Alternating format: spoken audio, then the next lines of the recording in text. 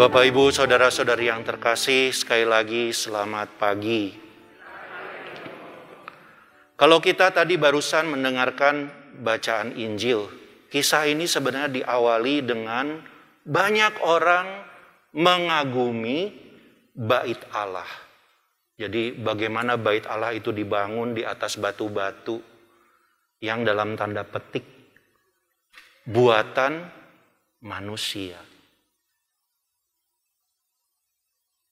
Jadi buatan manusia ini mempunyai arti untuk kita. Ya. Jadi kalau kita mungkin pergi mendapatkan kesempatan ziarah, entah itu ke Israel ataupun ke negara-negara Eropa. Di situ banyak sekali bait Allah yang dibangun dari batu-batu dan itu sangat indah. Ya, saya pernah mendapatkan kesempatan untuk pergi ke Spanyol, ke Salamanca. Itu gerejanya itu rata-rata bangunannya itu dari batu yang warnanya itu menurut saya tidak ada di tempat lain. Warnanya itu agak oranye-oranye seperti itu, agak salem. Jadi warnanya itu indah banget. Ya, sehingga akhirnya ketika bait Allah itu dibangun, waduh bagus sekali. Terkena sinar matahari dari kejauhan, itu bagus banget.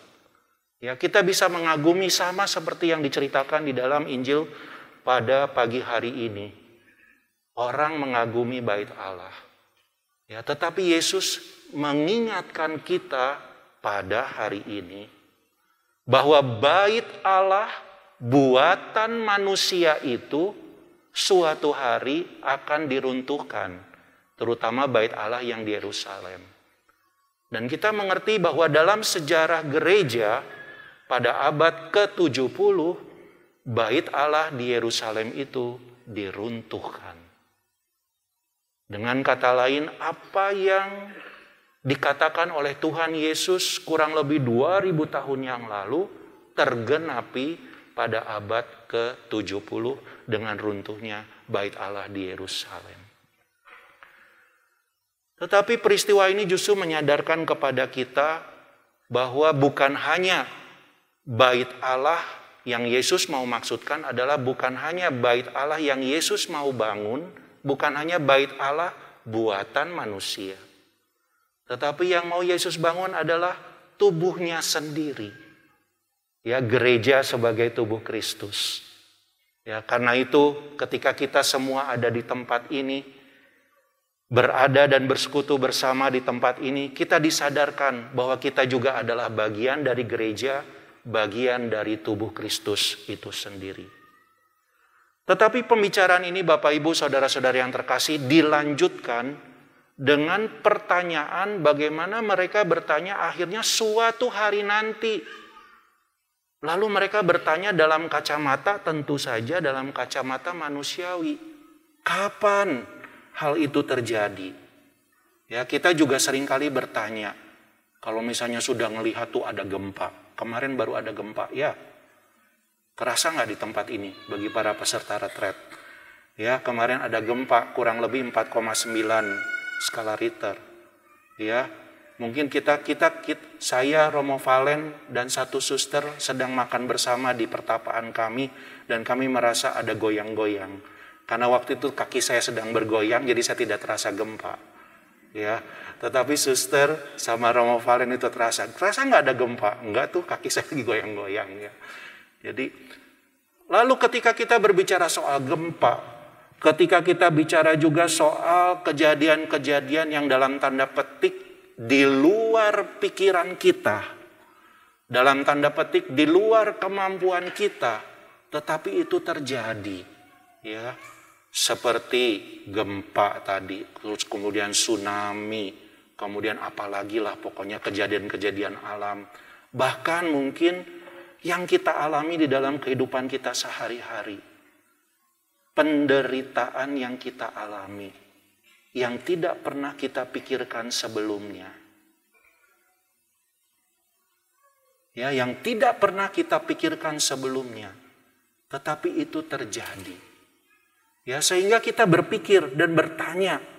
Ya, apakah ini sudah tanda-tanda akhir zaman? Mungkin ada orang-orang yang berpikir seperti itu.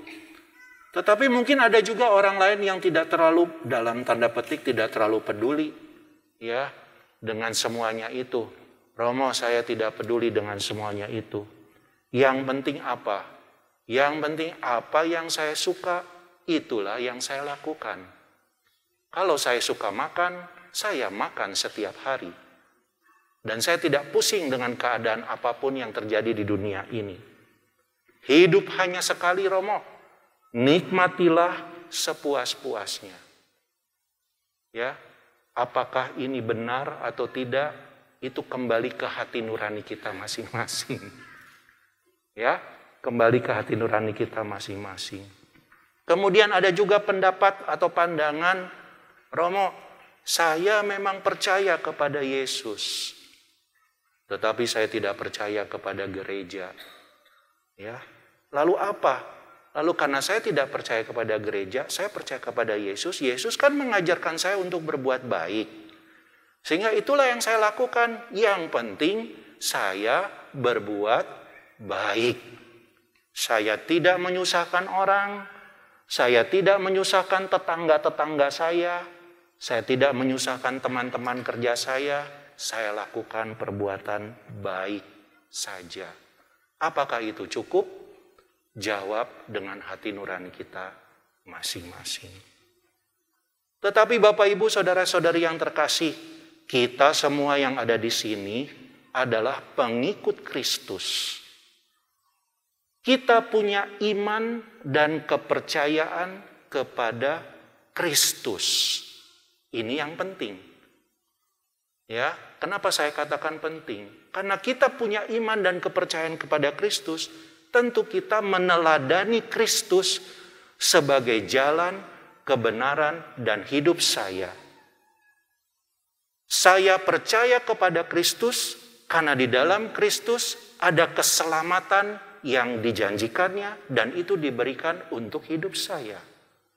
Dengan kata lain, ketika kita dihadapkan pada pertanyaan pada pagi hari ini, seturut dengan Injil yang kita dengar, yang barusan tadi kita dengar, tentang pertanyaan bagaimana akhir zaman itu, bagaimana kita menyikapi tentang kedatangan Tuhan pada hari zaman itu, tentu jawabannya adalah saya sebagai seorang yang mengimani, saya punya iman, saya beriman, apa yang harus saya lakukan. Jadi bukan lagi dengan menjawab dengan sisi manusiawi semata, ya, karena kita ini masih hidup di dunia segala macam, ya. Tetapi kita menjawab dari sisi iman, karena kita semua adalah pengikut Kristus. Ya, ini yang penting. Ya.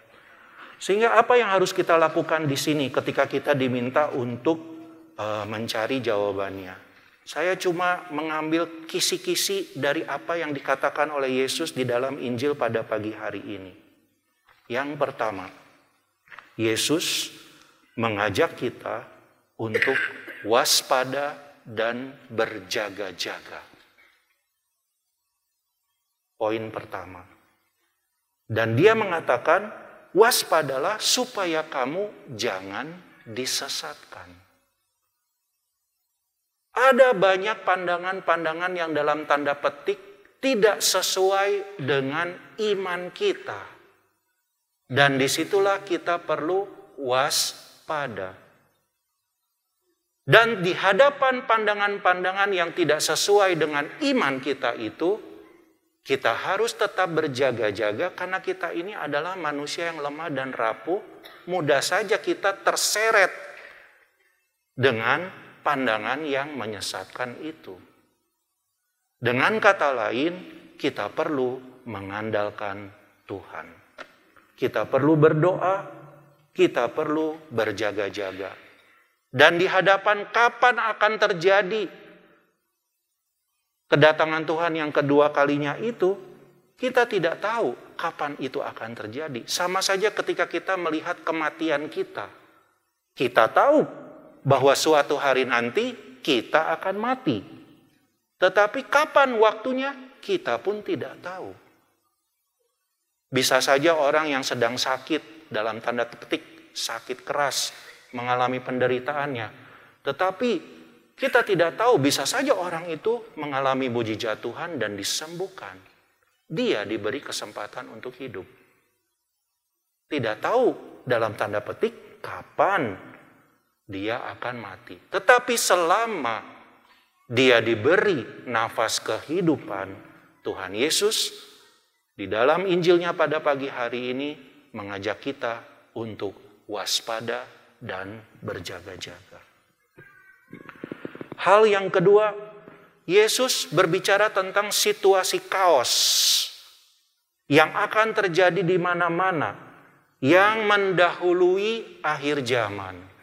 Entah itu situasi perang, entah itu situasi penyakit, entah itu situasi kelaparan, entah itu tanda-tanda yang dahsyat dari langit, entah itu gempa, entah itu yang lain-lain. Apa yang harus kita lakukan di hadapan situasi ini? Berjaga-jaga atau waspada tidak lain dan tidak bukan adalah kita menyadari bahwa ada sesuatu yang terjadi saat ini dan sekarang ini. Ketika kita sadar bahwa ada sesuatu yang terjadi saat ini dan sekarang ini, disitulah kita harus mengambil keputusan. Ya, jadi Tuhan Yesus mengajak kita untuk mengambil keputusan. Keputusan apa yang mau kita ambil, yang dia harapkan? Yang ketiga, dia berbicara soal penganiayaan yang terjadi di antara para murid. Ya, bahwa suatu hari nanti engkau akan ditangkap, engkau ada dianiaya, dipenjara, dihadapkan pada penguasa untuk diadili karena engkau ini murid Kristus. Suatu hari nanti bisa saja engkau itu dibunuh, dibenci, bahkan diserahkan oleh orang tua dan saudara-saudaramu sendiri karena kamu adalah pengikut Kristus. Bapak, Ibu, saudara-saudara yang terkasih, kita melihat sejarah gereja di sini. Ya, sejarah gereja menunjukkan bahwa ada orang-orang yang memang mengalami situasi yang sulit. Ya, mengalami situasi yang sulit, pertentangan di dalam iman mereka. Tanya saja kepada saudara-saudara kita yang ada di Cina, yang ada di Vietnam. Ya, sejak awal mula Vietnam sebelum merdeka. Ya, ada banyak situasi-situasi yang mereka hadapi. Tetapi disinilah Yesus bertanya kepada kita, beranikah aku selalu setia kepada Yesus di dalam sikap, kata, dan perbuatan dalam hidupku sebagai muridnya yang setia? Walaupun saya tahu, kita semua tahu bahwa Injil pada hari ini sangat menantang. Ya, sangat menantang hidup iman kita. Ya, sangat menantang, apakah benar-benar menantang seluruh kehidupan kita, menantang iman kita. Tetapi satu hal Bapak, Ibu, saudara-saudari yang terkasih, Yesus juga menyatakan kepada kita janjinya untuk tetap menyertai kehidupan kita. Janjinya untuk tetap menyertai perjalanan hidup kita sesulit apapun. Saya selalu mengingat, ya, dan kemarin ketika kita sharing waktu hari Kamis, kami di pertapaan itu kami selalu sharing tentang bacaan hari Minggu depan.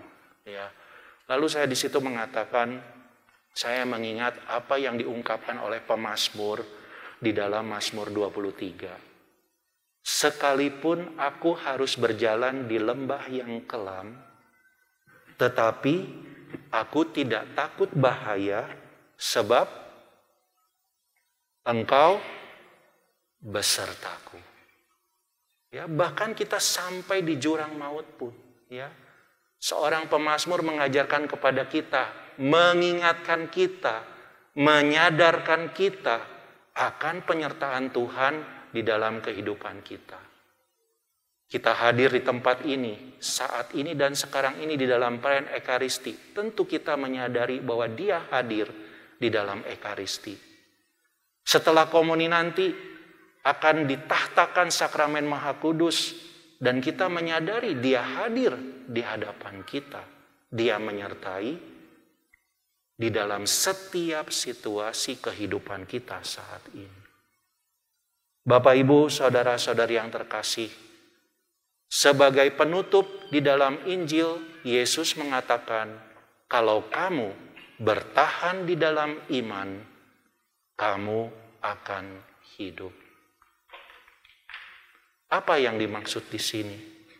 Bertahan di dalam iman tidak lain dan tidak bukan adalah kita diajak untuk senantiasa waspada dan berjaga-jaga sebagai seorang yang beriman. Tidak lain dan tidak bukan adalah kesadaran bahwa Dia menyertai kehidupan kita.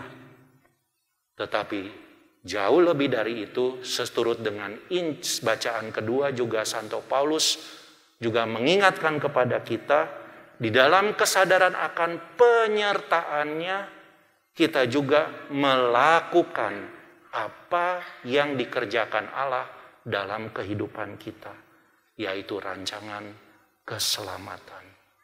Berdoa, bekerja, dan saling melayani. Tuhan memberkati kita semua.